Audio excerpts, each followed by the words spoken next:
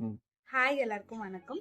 Last வீடியோல நான் சென்னையில இருந்து பாண்டிச்சேரி வந்தது எல்லாரும் பார்த்திருப்பீங்க.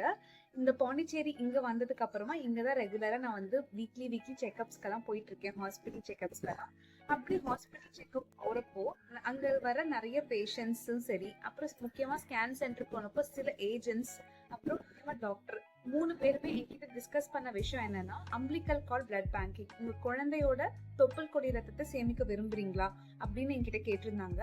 ஸோ இனிஷியலா எனக்கு அம்பிளிக்கல் கார்ட் பிளட் பேங்கிங் அவங்க கேட்குறப்போ அதை பத்தியான நாலேஜ் அதிகமா இல்லை. அது நம்ம எஸ் சொல்லணுமா நோ சொல்லணுமா அப்படின்னு எனக்கு அப்போ தெரியல.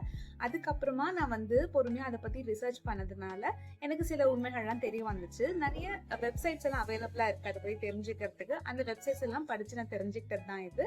ஸோ அதை பத்தி அது நம்ம சேமிக்கணுமா, அது கண்டிப்பா அவசியமா, முக்கியமா வந்து இப்போ எங்க ஜெனரேஷன் பேரண்ட்ஸா இருக்க போறவங்க, ஃபர்ஸ்ட் டைம் வந்து ஒரு பேரண்டா இருக்க போறாங்க அப்படின்னா இந்த வீடியோ வந்து பண்ண போறேன். அம்பிளிக்கல் கார்ட் பிளட் பேங்கிங்னா என்ன? தொப்புள் கொடி ரத்தம், அதுதான் வந்து அம்பிளிக்கல் கார்ட் பிளட்.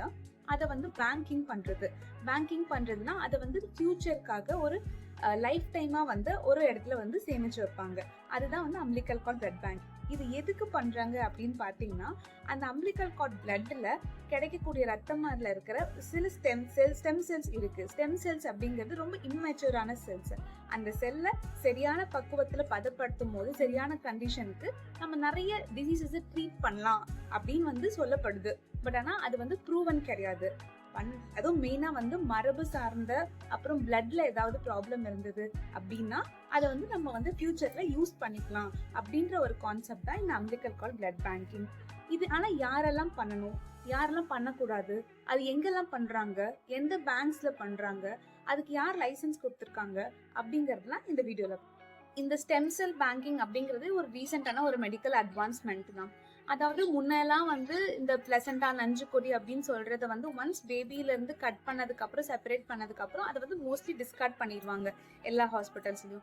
இப்போ ரீசெண்டா என்ன சொல்றாங்க அப்படின்னா, இந்த ஸ்டெம் செல்லை நம்ம எடுத்து வச்சோம் அப்படின்னா அதை வந்து பிற்காலத்துல ஒரு பதமான ஒரு கண்டிஷன்ல வந்து நம்ம ஒரு ஸ்பெசிபிக் கண்டிஷன்ல அதை வந்து புட் பண்ணும், அது ஒரு செல்லை வந்து நம்ம செலுத்தும் போது அந்த செல் வந்து நமக்கு வந்து அது ஒரு இம்மெச்சூர் செல். ஸோ அதனால அந்த செல்லை வச்சு நம்ம வந்து எந்த ஒரு ஆர்கனா வேணாலும் நம்ம அதை வந்து செயல்படுத்திக்க முடியும். உதாரணத்துக்கு இப்போ நிறைய ஐவிஎஃப் ட்ரீட்மெண்ட்ல பாத்தீங்கன்னா, ஓவம் இல்ல, கருமுட்டையெல்லாம் வெளியே வரல அப்படிங்கறதுனால கருமுட்டையே வளர மாட்டேங்குது அப்படிங்கிற இடத்துல வந்து இந்த ஸ்டெம் செல் தெரப்பி அப்படிங்கறது யூஸ் பண்றாங்க. நிறைய டெர்மட்டாலஜி கிளினிக்ஸ்ல வந்து இந்த ஹேர் ஃபாலிகல்ஸ் ஜெனரேட் பண்றதுக்காகவும் plasma therapy, stem cell therapy அப்படிலாம் நம்ம கேள்விப்பட்டிருப்போம். ஸோ அதுக்கெல்லாம் யூஸ் பண்றாங்க.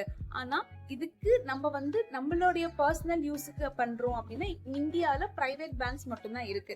பப்ளிக் பேங்க் இருக்கு அப்படின்னா நம்ம வந்து அதை ஃப்ரீ ஆஃப் காஸ்டா நம்ம வந்து சேவ் பண்ணி வச்சுக்கலாம். அதை வேற யாரு வேணாலும் எப்ப வேணாலும் யூஸ் பண்ணிக்கலாம். ரிசர்ச் பர்பஸ்க்கானாலும் சரி, ட்ரீட்மெண்ட் பர்பஸ்க்கானாலும் சரி. ஆனா பிரைவேட் பேங்க்ஸ்ல நம்ம தான் பே பண்ணி அதை வந்து நம்ம எவ்வளவு வருஷத்துக்கு யூஸ் பண்ணிக்க போறோமோ அவ்வளவு வருஷத்துக்கு நம்ம வந்து சேமிச்சு வைக்கணும். அதுக்கு நம்ம தான் மெயின்டெனன்ஸும் பே பண்ணணும். ஸோ இது ஒரு பெரிய டிஸ்அட்வான்டேஜா இருக்கு. இதை பத்தி எனக்கு எப்படி ஃபர்ஸ்ட் தெரிய வந்துச்சு அப்படின்னா, நான் ஸ்கேன் ரூமுக்கு போயிருந்தப்போ அங்க வந்து ஒரு பேங்க் ஏஜென்ட், அவங்க வந்து ஒரு பிரைவேட் பேங்க் ஏஜென்ட், அவங்க வந்து இப்படி கேட்டாங்க, உங்களுக்கு வந்து ஸ்டெம் செல் பேங்கிங் பண்ண விருப்பமா அப்படின்னு சொல்லி கேட்டாங்க. அதுக்கப்புறம் இல்ல அப்படின்னு எனக்கு அதை பத்தி தெரியலன்னு சொன்னப்போ அதை பத்தி ஐடியா இருக்கா அப்படின்னு சொல்லி கேட்டாங்க.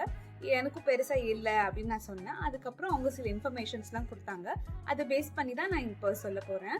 மெயினா வந்து இந்த ஸ்டெம் செல் பேங்கிங் அப்படிங்கறது வந்து இந்தியால பிரைவேட் பேங்க்ஸ் தான் அதிகமா பண்ணிட்டு இருக்காங்க.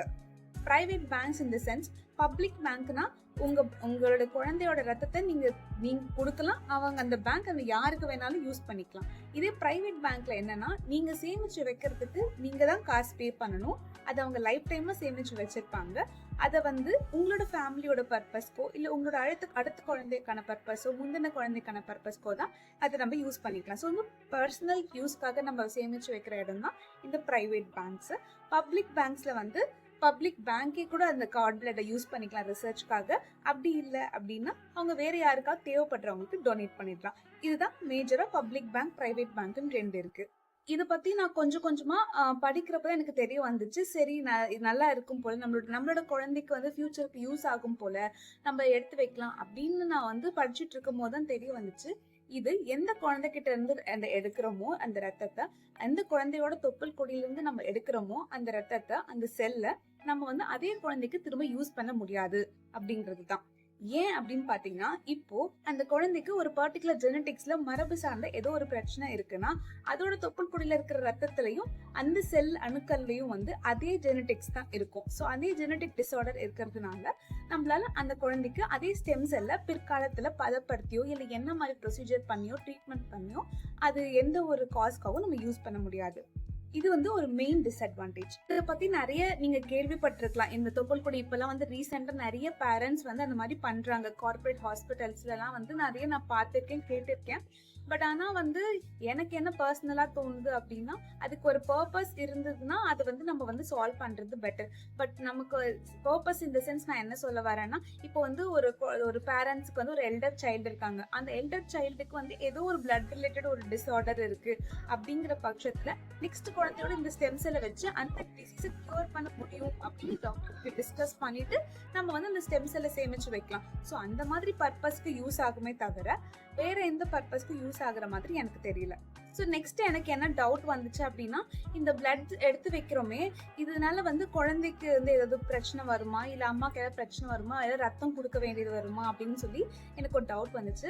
ஆனா அவங்க என்ன சொன்னாங்க அப்படின்னா, நாங்க வந்து 60ல இருந்து 300 ml வரையும் எடுத்துப்போம். குழந்தை பிறந்து 10 நிமிஷத்துக்குள்ள நாங்க எடுத்துருவோம். ஸோ இன்கேஸ் நீங்க வந்து இந்த ஸ்டெம் செல் பேங்க் பண்ண விரும்புறீங்க அப்படின்னா, நீங்க வந்து முன்னாடியே ப்ரையரா உங்களுக்கு எப்போ டெலிவரி நடக்க போதோ அப்போ வந்து அவங்களுக்கு இன்ஃபார்ம் பண்ணிடணும்.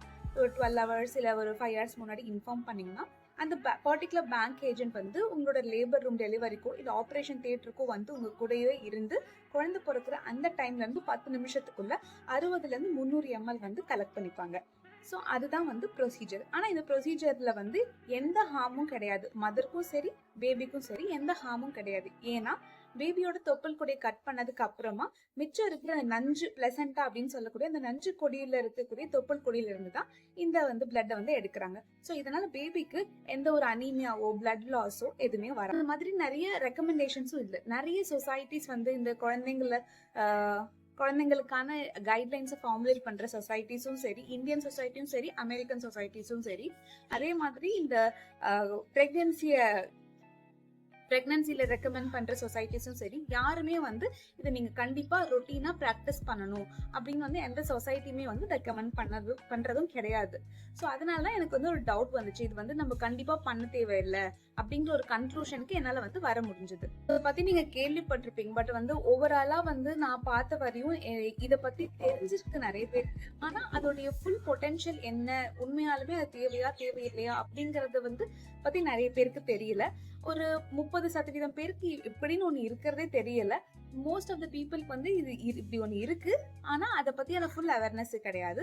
ஒரு 10% பீப்புளுக்கு தான் இதை பத்தின ஃபுல் அவேர்னஸ், இந்த ஸ்டெம் செல் பேங்கிங்னா என்ன அப்படிங்கறது முழுமையாவும் புரிஞ்சிருக்கு. அதோடைய ஃபுல் அவேர்னஸும் இந்த ஒரு 10% பேர்கிட்ட தான் இருக்கு. இந்த பிளட் பேங்க்ல வந்து இது எப்படி ஸ்டோர் பண்றாங்க அப்படிங்கறது பாத்தீங்கன்னா, அது அப்படின்றத பத்தி அந்த ஏஜென்ட் வந்து எனக்கு வந்து சொல்லியிருந்தாங்க. அது வந்து பாத்தீங்கன்னா ஒரு கிரையோ அப்படின்ற ஒரு மெத்தட் மூலமா தான் அது வந்து கூல் பண்ணி ஒரு ரெஃப்ரிஜரேட்டர்ல தான் வச்சிருப்பாங்க. ஆனா இதுல என்ன மைனஸ் அப்படின்னு பாத்தீங்கன்னா, நீங்க எங்க ஸ்டோர் பண்றாங்க, அது ஸ்டோர் பண்ணினதுக்கு அப்புறமா நமக்கு ஒரு 20 வருஷத்துக்கு அப்புறம் தேவைப்படலாம். ஆனா அப்போ தேவைப்படுறப்போ அந்த செல் வந்து அப்படியே வந்து ஸ்டோர் ஆன மாதிரியே அதோட ஃபுல் பொட்டென்ஷியலோட அந்த செல் இருக்குமா அப்படின்னு கேட்டீங்கன்னா அது வந்து குவெரி டவுட் தான். நம்ம வந்து இது வந்து பிரைவேட் பேங்க்ஸ்ல போய் பண்றோம் அப்படின்னா, ஒரு நம்மளுடைய குழந்தையோட ஸ்டெம் செல்ல வந்து நம்ம பேங்க் பண்றோம் அப்படின்னா நம்ம தான் வந்து பே பண்ணணும். அதை வந்து வித்ட்ரா பண்றதுக்கும் இனிஷியலா வந்து எடுக்கிறதுக்கும் நம்ம தான் பே பண்ணணும். அதுக்கப்புறம் இயர்லி மெயின்டெனன்ஸ் அப்படின்னு சொல்லிட்டு எவ்வளவு வருஷத்துக்கு நம்ம மெயின்டைன் பண்றோமோ அவ்வளவு வருஷத்துக்கு நம்ம தான் வந்து பே பண்ணணும். இதுல என்ன ஒரு அட்வான்டேஜ் அவங்க சொல்றாங்க அப்படின்னா, உங்களுக்கு தேவைப்படுற நேரத்துல நீங்க இந்தியால எங்க இருந்தாலுமே வந்து உங்களுக்கு அந்த ஸ்டெம் செல் அந்த பிளட் வந்து ஃப்ரீயாவே ஷிப்பிங் செய்யப்படும். அதே முறையில நாங்க வந்து எப்படி எடுத்தோமோ அதே அளவு குவான்டிட்டி அந்த பிளட்டை வந்து அதே வயபிலிட்டியோட உங்களுக்கு தருவோம் அப்படின்னு வந்து சொல்றாங்க.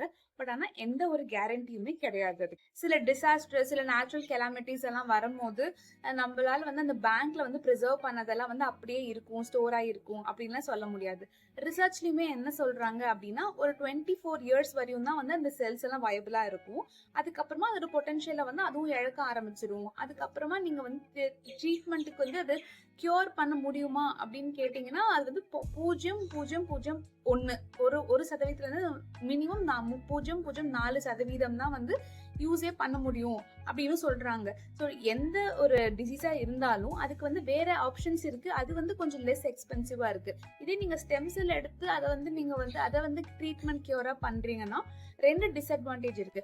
ஒன்னு வந்து அந்த ஸ்டெம் செல்னால அந்த டிசார்டர் வந்து கண்டிப்பா குணமடையும் அப்படின்னு சொல்றது வந்து 100% சான்ஸ். அதுக்கு ரொம்ப சான்ஸ் வந்து ரொம்ப குறையுது. அதை நம்ம யூஸ் பண்ணுவோம் அப்படிங்கறதும் சான்ஸ் வந்து ரொம்ப குறையுது. அது நெக்ஸ்ட் வந்து அதோட பொட்டன்ஷியல் வந்து எவ்வளவு காலத்துக்கு நம்ம சேமிச்சு வைக்க போறோமோ அவ்வளவு காலத்துக்கு அதோட ஃபுல் பொட்டன்ஷியல் இருக்குமா அப்படிங்கறதும் டவுட். ஸோ இந்த மாதிரி வந்து பல டிஸ்அட்வான்டேஜஸ் இருக்கு. ஸோ அதனால வந்து ஸ்டெம் செல் பேங்கிங் பண்றது அது வந்து ரொட்டீனா ஒரு நார்மல் கப்பல், நார்மல் சைல்டு எக்ஸ்பெக்ட் பண்ற கப்பல் வந்து ஒரு பேங்கிங் பண்ணணும் அப்படின்னு யோசிக்கிறது அப்படின்னு முடிவு பண்றீங்க அப்படின்னா கொஞ்சம் 2 வாட்டி யோசிக்கிறது நல்லது.